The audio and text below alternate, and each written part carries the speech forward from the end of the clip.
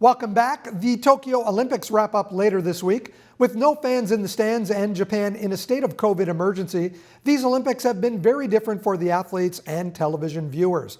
It's also created a dilemma for sponsors who usually line up to be associated with the Games. Michael Narain, assistant professor of sport management at Brock, joins us now. Michael, the biggest sponsor to drop out prior to the Games was a homegrown one.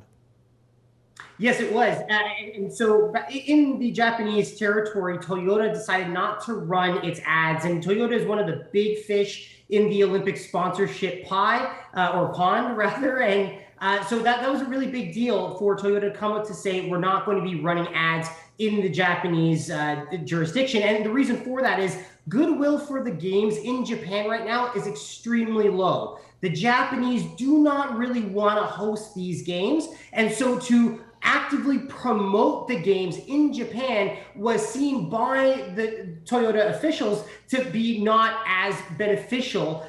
Now, we've seen Toyota ads being run here in Canada as well as in other places like the United States. And that's because Toyota officials on the ground in Canada and the United States have made the decision that it's still within their best interest to run the ads because goodwill for the Games still is above a certain threshold. And so what we're seeing is these COVID Games are ultimately creating a sort of distinctive line, whether you're wanting to support a sport in and amongst a global pandemic, or whether or not you think that your brand is going to be hurt by the fact that you're running ads and actively promoting a massive gathering during a global pandemic.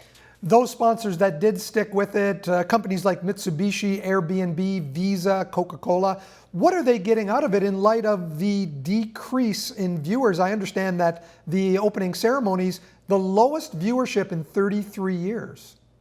Yeah, absolutely. Even if we were to look back from Rio 2016, the live opening ceremony, again, time zones were in play there, but we went from 2.3 million here in Canada down to almost 800,000, and that was sort of live viewership.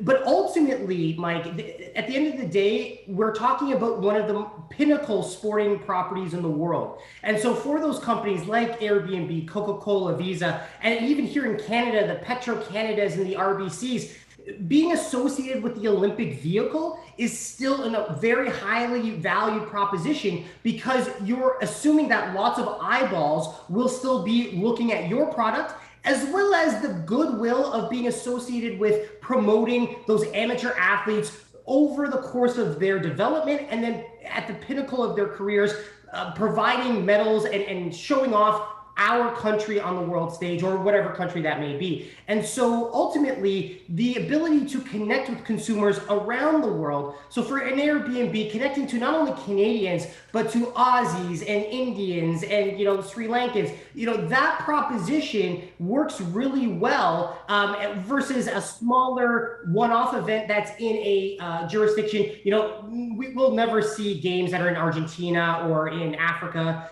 So as an example, and so at the end of the day, the Olympic movement is still one of the pinnacle events like the Super Bowl, like the FIFA World Cup, both men's and women's. And so that's one of the reasons why sponsors want to get involved, and why we've seen even some sponsors, even in Japan, like a Mitsubishi or a SoftBank, not completely withdraw. And then just really quickly, there's been so much money invested into those sponsorships and activations that it's really hard to then just drop out at moment's notice. And so you also have to make that sort of decision point, whether it is in your best interest to sort of drop off the table, or whether you say, listen, as a group, we've invested millions of dollars into this proposition. We kind of have to go, full throttle and see it through to the very end. Too late to stop now. Here in Canada, a lot of these ads play on the patriotic angle, and that's a chance for these sponsors to really brand their companies as Canadian.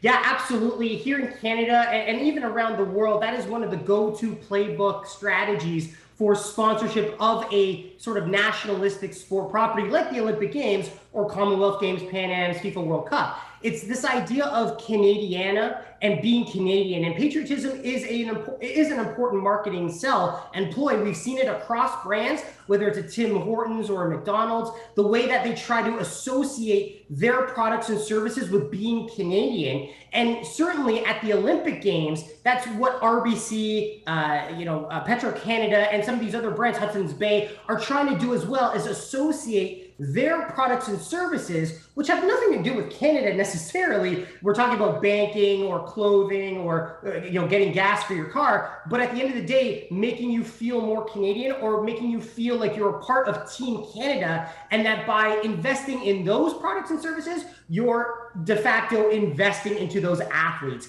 It is a strong marketing ploy. It's something that we've seen for many, many years, and it's something that we'll continue to see even in amongst this day and age of brand activism, and whether patriotism and woke marketing is sort of going back and forth. We'll continue to see this idea of what it means to be a Canadian and supporting Canada on the world stage, specifically those athletes, whether it's a Penny Alexiak, a Christine St. Clair, or an Andre DeGrasse. It's by supporting these products and services, you're supporting these athletes and them doing well on the world stage. Michael, an interesting perspective on the business of the Olympics. It's great to see you again. Thanks for joining us.